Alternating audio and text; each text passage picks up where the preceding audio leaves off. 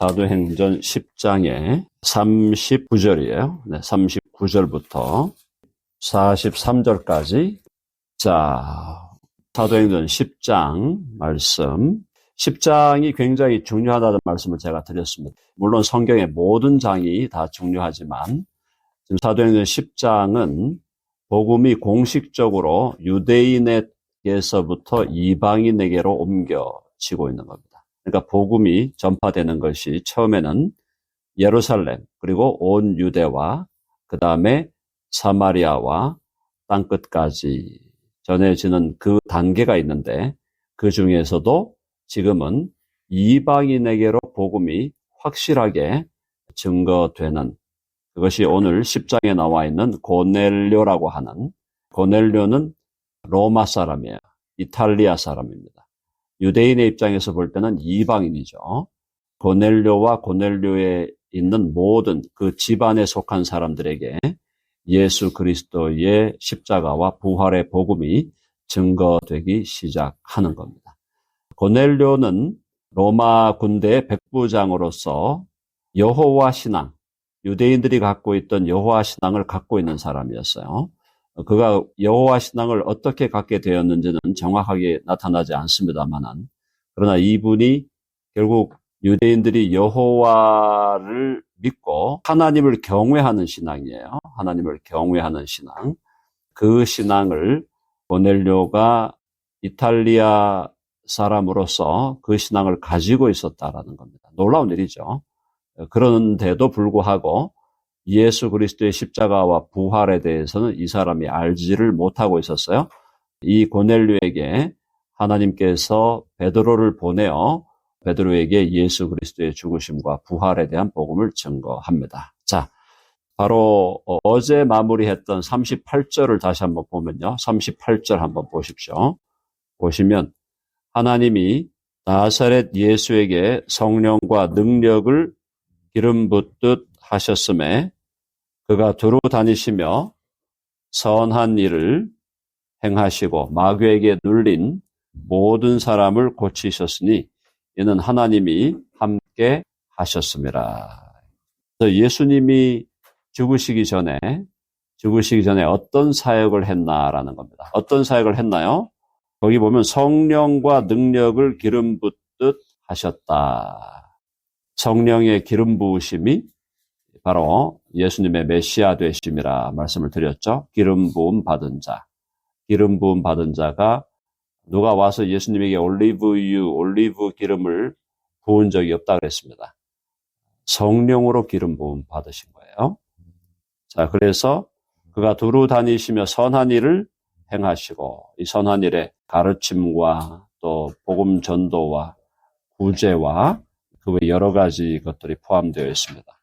자, 그가 두루 다니시며 선한 일을 행하시고 마귀에게 눌린 모든 사람을 고치셨다. 치유한다 그랬죠? 주님의 치유 사역, 마귀를 쫓아내시고 병든 자를 치유하는 사역. 이는 하나님이 함께 하셨습니다. 자, 예수님과도 하나님이 함께 하셨죠? 자, 하나님이 우리와 함께 계시다. 하나님이 우리와 함께 계시다. 임마누엘이죠? 임마누엘이 바로 예수님에게서도 그대로 실현되었다라는 거죠. 자, 그 다음에 어떻게 예수님이 죽으셨는가? 39절 보면은 우리는 유대인의 땅과 예루살렘에서 그가 행하신 모든 일의 증인이라 그랬어요. 베드로와 12명의 사도들은 예수님이 유대 땅에서 그리고 예루살렘에서 유대인의 땅과 예루살렘에서 그가 행하신 모든 일의 증인으로 예수님이 부르셨다라는 겁니다. 지금 사도들이 증언을 해야 될 가장 중요한 사건이 뭡니까? 그들이 나무에 달아 죽였다라는 겁니다. 구약에는 누구든지 나무에 달려 죽은 자마다 저주를 받은 자라 그렇게 나와 있어요. 나무에 달려 죽은 자마다 저주를 받은 자라. 그러니까 예수님의 죽으심은 저주를 받아 죽으신 거예요. 자, 그럼 여기서 우리가 조심해야 될 게 뭐냐면 예수님이 저주를 받아 죽으셨다는 것은 예수님 자신의 죄 때문에 죽으신 겁니까? 아니죠. 예수님이 죄가 있어서 저주받아 죽으신 게 아닙니다. 예수님 본인의 죄가 아니에요. 예수님이 죄에 대한 저주를 받아 죽으신 것은 그 죄는 바로 저와 여러분의 죄를 대속하는 죽음이죠. 저와 여러분의 죄에 대한 하나님의 형벌이 예수님께 쏟아졌던 것입니다. 자, 그러니까 예수님의 저주의 죽음은 우리의 저주를 짊어진 죽음이에요. 우리의 저주를 짊어지시고 십자가에 죽으신 것이다. 자, 그래서 그들이 나무에 달아 죽였으나 그 다음에 40절 같이 읽어봅니다. 시작. 하나님이 사흘 만에 다시 살리사 나타내시되. 사흘 만에 다시 살려내세요. 레위기에 보면은 의인은 반드시 산다고 되어 있습니다.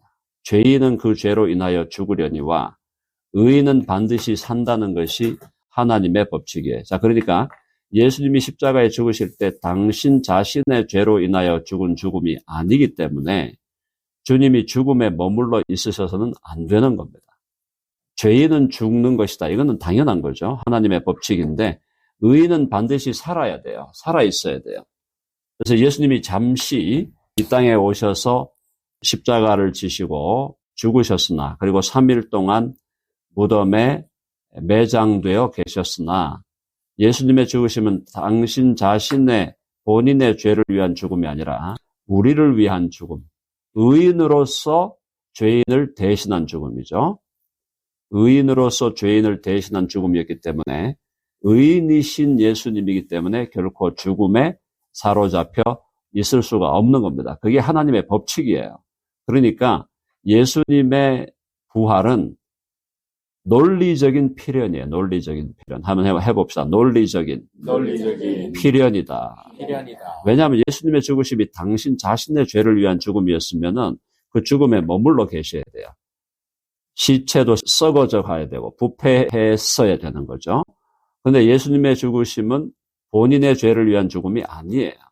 바로 우리들의 죄로 인한 죽음이기 때문에 의인으로서 죄인을 대신한 죽음이기 때문에 의인으로서는 결코 죽음에 매여 있을 수 없다. 반드시 다시 살아나야 하는 것입니다. 그것이 하나님의 법칙과 논리의 논리적 결과다. 그럴 뿐만 아니라 실제로 그 다음에 지금 베드로가 하는 말이 굉장히 힘 있는 말을 하고 있어요. 자, 사흘 만에 다시 살리시고 나타내셨는데, 부활하셔서 나타내셨는데, 그 대표적으로 누구에게 예수님이 자신을 드러냈냐는 겁니다. 부활하신 후에, 그게 바로 41절. 모든 백성에게 하신 것이 아니요. 모든 백성은 아니었죠, 당연히요. 지금 예수님이 바울이 고린도전서 15장에서 부활하신 후에 예수님이 누구누구에게 보였다라는 순서를 말씀할 때도 보면은 마지막에 제일 많이 보였던 것이 500여 형제에게 보였다. 500여 형제에게 보였고 그 사람들의 지금 상당수가 살아있다 그랬거든요. 그러니까 500여 형제들이 예수님의 부활을 직접 목격한 거예요. 자, 근데 한꺼번에 목격한 사람의 숫자가 제일 많았던 것이 500명이었는데, 자, 그 이전에 지금 누구에게 먼저 보이셨냐? 바로 베드로 개인에게도 보이셨을 뿐 아니라 핵심은 12사도죠. 12사도. 거기 보시면 모든 백성에게 하신 것이 아니요 오직 미리 택하신 증인, 곧 죽은 자 가운데서 부활하신 후 그를 모시고 음식을 먹은 우리에게 하신 것이라. 이 말이 굉장히 중요한 말입니다. 지금 베드로가 예수님의 부활이 무슨 유령이 그저 둥둥 떠다니는 식으로 예수님이 부활한 게 아니라는 거예요. 예수님의 부활은 실제적인 몸을 가지고 부활했고, 실제적인 몸으로 땅을 걸어 다니셨고, 그죠? 땅을 밟으면서 걸어 다니셨고, 실제적인 몸을 가지고 제자들과 함께 12명이 함께 모여서 13명 아니었죠? 그때까지는 아직 가룟 유다는 죽고 마띠아가 아직 지금 선택이 안 됐으니까 11사도와 예수님이 모인 거예요. 모여서 실제 식사를 하면서 명하셨다는 얘기예요. 그러니까 예수님이 부활해가지고 무슨 유령이 둥둥 떠다니듯이 이렇게 떠다닌 게 아니라는 겁니다. 부활하신 몸을 가지고 그대로 땅을 밟고 걸어 다니시면서 또 제자들과 함께 식사를 하면서 얼마나 신기했겠습니까? 그 장면을 한번 여러분 상상을 해보세요. 분명히 주님께서 십자가에 달려 죽으셨고 사흘 동안 무덤에 갇혀 계셨는데 그분이 다시 부활하셔가지고 다시 오셔서 자기들과 함께 지금 떡을 떼고 식사한다. 지금 제자들의 입장에서 볼 때는 예수님이 돌아가시기 직전 목요일 날 최후의 만찬을 같이 먹었잖아요. 최후의 만찬을 먹은 그날이 목요일이었는데 그 다음에 금요일 날 돌아가시고 주일 날 부활하신 다음에 며칠 안 돼요. 지금 제자들과 함께 만난 거란 말이에요. 만나서 같이 식사를 했다 이 말입니다. 사랑하는 여러분, 예수님의 부활을 같이 함께 식사할 정도로 지금 목격한 제자들이 무엇이 두렵겠습니까? 두려운 게 있겠어요? 하나도 두려운 일이 없죠. 제자들이 두려워할 필요도 없고 이유도 없는 거예요. 왜냐하면 주님이 다시 살아나셔가지고 번듯이 살아계셨고 그분이 우리와 함께 식사를 했고 식사하시면서 우리에게 복음을 증언하라고 명령하셨다. 이걸 이들이 직접 경험을 했기 때문에 이 사람들을 죽일 수가 없어요. 죽인다고 해도 죽이겠다고 위협을 해도 예수님이 부활하셨다는 얘기를 안 할 수가 없는 거예요. 자, 한번 해보세요. 내가 봤는데 여러분 아멘 하시죠? 네. 아니 내가 봤는데 보고 내가 지금 예수님하고 같이 밥을 먹었는데 부활하신 주님하고 내가 같이 밥을 먹었고 그분의 십자가에 손자국에 난 그 못자국과 그리고 허리에 창자국까지 내가 다 만져봤는데 너 예수가 죽었다가 부활했다는 그 메시지를 절대로 전하지 마. 안 그러면은 우리 말 안 들으면 죽일 거야 한다고 그걸 말을 안 하겠냐 말입니다. 보고 경험하고 실제로 예수님 말씀하시는 걸 듣고 같이 밥 먹으면서 식사하면서 했는데 말이에요. 베드로가 지금 이 얘기를 하는 거예요. 그러니까 베드로는 내가 이 주님의 십자가 부활의 복음을 내가 증언하지 아니할 수 없다라는 거예요. 증언하지 아니할 수 없다. 나를 죽여라. 나를 죽인다고 한들 내가 이걸 너희들에게 증언하지 않을 수가 없다. 부활하신 예수님을 만났는데 아무것도 두려워할 것이 없어요. 자, 그래서 다시 보시면 41절 모든 백성에게 하신 것이 아니요 오직 미리 택하신 증인이란 말이 이제 말투리아라는 말입니다. 우리 헬라어로 해볼까요? 말투리아. 네, 말투리아라는 말에서 오늘날 영어의 마터라고 하는 순교자라는 단어가 나와요. 그러니까 헬라어로는 말투리아. 이게 증인인데 증인이라는 말이 결국은 네가 증인이 되려면 뭐가 돼야 된다. 결국 순교해야 된다는 얘기예요. 그러니까 예수님의 증인으로 세워졌다는 것은 순교가 거기에 임플라이가 되어 있는 겁니다. 자, 그래서 제가 자주 말씀드렸죠. 초기에 예수님을 받아들였던 12제자들과 바울팀은 다 순교했잖아요. 사도 요한 한 사람 빠졌어요. 자, 12명 가룟 유다가 죽고 마띠아가 들어왔죠. 그래서 12명이 채워집니다.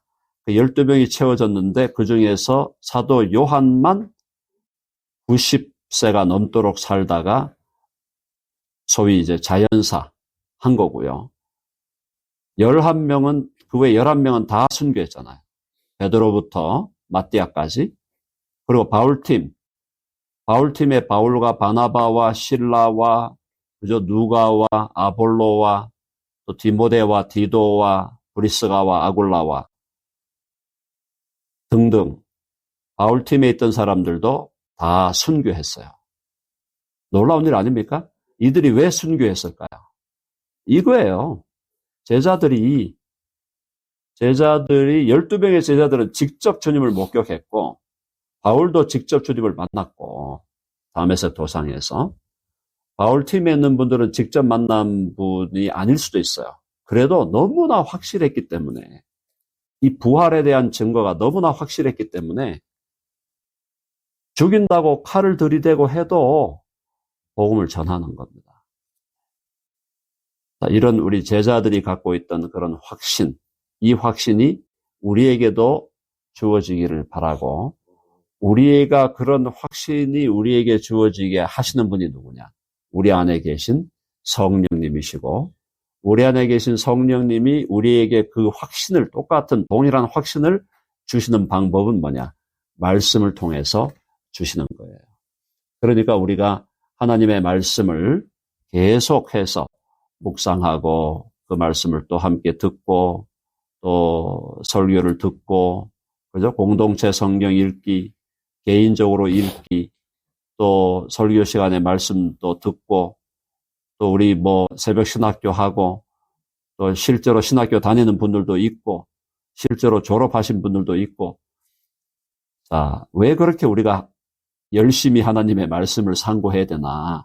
말씀이 우리 가운데 들어오도록 역사하시는 성령의 역사를 통하여 이 제자들이, 12제자들이 가졌던 그 확신을 우리에게도 성령께서 주신다라는 거예요. 그러면은 죽인다고 누가 와서 총으로 총대고 너 죽일 거야 해도 날 죽여라. 그래서 순교하는 사람의 입장에서 순교는요, 결코 어려운 일이 아니에요. 순교하는 사람의 입장에서 순교는 굉장히 쉬운 일이에요, 사실은.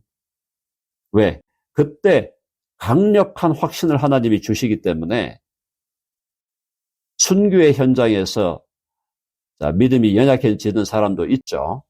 근데 담대하게 순교를 경험하는 사람은 그때 그 죽음은 정말 하나님 앞에서 담대하고 자유로운, 그리고 용기 있는 죽음이고, 어떻게 보면은 사실은 쉬운 죽음이다, 이렇게 볼 수 있다는 거죠. 왜냐하면 너무나 확실하기 때문에 그런 거예요. 자, 그래서 여기서 베드로가 부활하신 후, 죽은 자 가운데서 부활하신 후 그를 모시고 음식을 먹은 우리에게 하신 것이라, 이 말을 해줬다는 게 너무너무 귀한 거예요. 이 말을 우리가 같이 식탁에 앉아서 밥을 먹었다, 이 사람아. 여러분, 모든 그 법정에 증인으로 설 때 누구와 밥을 먹었나 굉장히 중요한 사안이 됩니다. 몇 날, 며칠, 몇 시에 어디에 있었나, 그리고 어디에서 밥을 먹을 때 누구하고 먹었나, 이게 중요한 얘기거든요. 그러니까 지금 이 베드로가 예수님, 부활하신 예수님과 함께 음식을 먹은 우리에게 하신 것이라, 우리에게 나타내셨다. 자, 그래서 죽음을 두려워하지 아니하고 복음을 증언하는 증인들이 된 것입니다. 자, 거기 42절과 43절까지만 오늘 마무리하겠습니다. 42절에 우리에게 명하사 백성에게 전도하되, 백성에게 전도해라. 자, 백성에게 전도하라고 명령하신 게 사도행전 1장 8절이에요. 오직 성령이 너희에게 임하시면 너희가 권능을 받고 예루살렘과 온 유대와 사마리아와 땅끝까지 이르러 내 증인이 되리라. 그 말씀인데, 자, 백성에게 전도하되 하나님이 살아있는 자와 죽은 자의 재판장으로 정하신 자가 곧 이 사람인 것을 증언하라. 십자가의 저주의 죽음, 우리를 대신하여 의인으로서 죄인을 대신하여 죽으신 예수 그리스도가 3일 만에 부활하여, 부활하신 이분이 앞으로 어떻게 될 건가? 다시 오셔서 산 자와 죽은 자를 심판하러 오시리라. 여기 나오는 지금 10장에 나오는 이 본문이 사실은 사도신경의 기초가 되는 본문입니다. 사도신경의 기초가 되는 본문이에요. 본디오 빌라도에게 고난을 받으사 십자가에 못 박혀 죽으시고 장사한 지 사흘 만에 죽은 자 가운데서 다시 살아나시며 하늘에 오르사 전능하신 하나님 우편에 앉아 계시다가 저리로서 산자와 죽은 자를 심판하러 오시리라. 그 이야기가 어디에 나오나? 바로 사도행전 10장에 나온다, 이 말입니다. 베드로가 한 말에 나오는 거예요. 그래서 하나님이 살아있는 자와 죽은 자를 죽은 자의 재판장으로 정하신 자가 곧 이 사람인 것을 증언하게 하셨고. 그 다음 또 보세요. 40절 같이 읽어봅니다. 시작. 그에 대하여 43절 다 같이 시작. 그에 대하여 모든 선지자도 증언하되 그를 믿는 사람들이 다 그의 이름을 힘입어 죄사함을 받는다 하였니라. 자, 그에 대하여 모든 선지자도 증언하되 그를 믿는 사람들이 다 그의 이름을 힘입어 죄사함을 받는다 하였느라. 죄사함에 대한 예언이 이미 구약에 나타나 있었죠. 구약에 나타나 있던 죄사함에 대한 예언이 있었고 신약 시대에도 지금 사도 시대에도 일정한 많은 수는 아니었지만 소수의 사람들이 선지자로서 역할을 했습니다. 자, 그래서 어쨌든 여기 나오는 대로 구약의 선지자와 이 사도 시대의 선지자들, 그래서 그에 대해 모든 선지자도 증언하되 그를 믿는 사람들이 다 그의 이름을 힘입어 죄사함을 받는다. 왜? 의인으로서 죄인을 대신하여 대속의 죽음을 죽으셨기 때문에, 그리고 그분이 다시 살아나셨기 때문에 누구든지 예수 그리스도를 믿는 자는 죄사함을 받게 된다. 영원한 죄사함을 받게 된다. 자, 보세요. 하늘에 오르사 전능하신 하나님 우편에 앉아 계시다가 저리로서 산자와 죽은 자를 심판하러 오시리라. 그 다음 뭡니까? 성령을 믿사오며 거룩한 공회와 성도가 서로 교통하는 것과 죄를 사하여 주시는 것과, 그게 나오는 거예요. 여기 지금 사도신경에 나오는, 사도신경의 기초가 되는 구절이 바로 여기에 있는 거예요. 죄를 사하여 주시는 것과 몸이 다시 사는 것과, 부활이죠. 그리고 영원히 사는 것을 믿사옵나이다.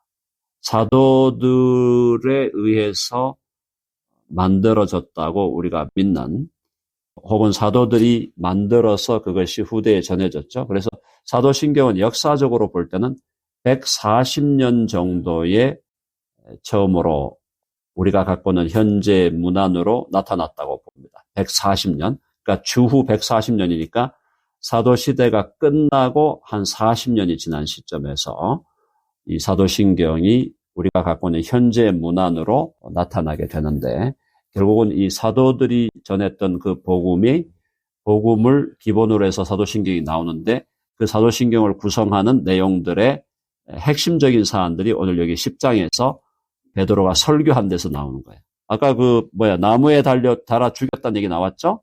부활 나왔죠? 그죠? 예수님이. 그래서 예수님에 대해서 죽으심과 부활과 그다음에 승천, 재림, 산자와 죽은 자 심판, 죄사함, 그리고 부활, 그리고 영원한 생명. 이게 지금 여기서 베드로가 얘기를 했고, 베드로는 여기서 이제 하나 더 플러스했던 게 뭐냐면 예수님이 살아있는 동안에 어떤 일을 행하셨나, 요걸 얘기했는데 사도신경은 그 부분이 좀 빠져 있어요. 그게 약간 사도신경을 우리가 연구하는 신학자들끼리 하는 얘기는 그 부분 약간 아쉽다 하는 얘기를 합니다. 물론 이제 주님의 삶과 사역은 그것이 우리의 구원과는 직접적 관련은 없다고 보기 때문에 주님의 고난과 십자가와 부활에 집중되어서 사도신경이 작성되었다는 건 우리가 충분히 이해할 수 있고, 그러나 이미 사도신경보다 더 위대한 것은 성경이잖아요. 그러니까 성경이 바로 오늘 여기서 10장에서 예수님의 사역, 그죠? 성령으로 기름 부음 받아, 그리고 가르치시고 선행을 행하시고 고난받으시고 십자가에 죽으시고 부활하시고 또 다시 재림하실 것에 대하여 바로 이 베드로가 엄청난 내용을 지금 설교하고 있습니다. 자, 오늘은요, 일단 여기까지만 하고 내일 44절부터 이어져서 10장을 마무리하고 11장으로 들어가도록 그렇게 하겠습니다. 자, 오늘 결국 우리의 핵심은 예수님께서 의인으로서 죄인을 대신하여 저주의 죽음을 죽으시고 부활하심으로 우리에게 영원한 소망이 되시고, 그를 영접하는 자, 곧 그 이름을 믿는 자들에게는 하나님의 자녀가 되는 권세를 주셨다. 영원한 죄사함을 주셨다. 그걸 다시 한번 우리가 확인하고, 우리 각자의 삶 속에서 제자들이 12제자들과 바울팀, 그 시대 초기에 믿었던 이 사람들, 순교를 각오하면서까지, 실제로 순교하면서까지 예수 그리스도의 십자가와 부활의 복음을 전했던 그 사도들과 그 믿음의 증인들이 갖고 있던 그 확신을 주여 나에게도 허락하여 주셔서 흔들리지 않는 확신으로 주의 복음의 증인의 삶을 살게 하여 주시옵소서. 개인이 복음의 증인이 되고 교회 공동체가 복음의 증인되는 공동체, 말투리아가 결국은 마터가 되는 순교자로 증인이 순교자가 되는 그 놀라운 역사가 우리에게도 펼쳐지기를 간절히 바랍니다.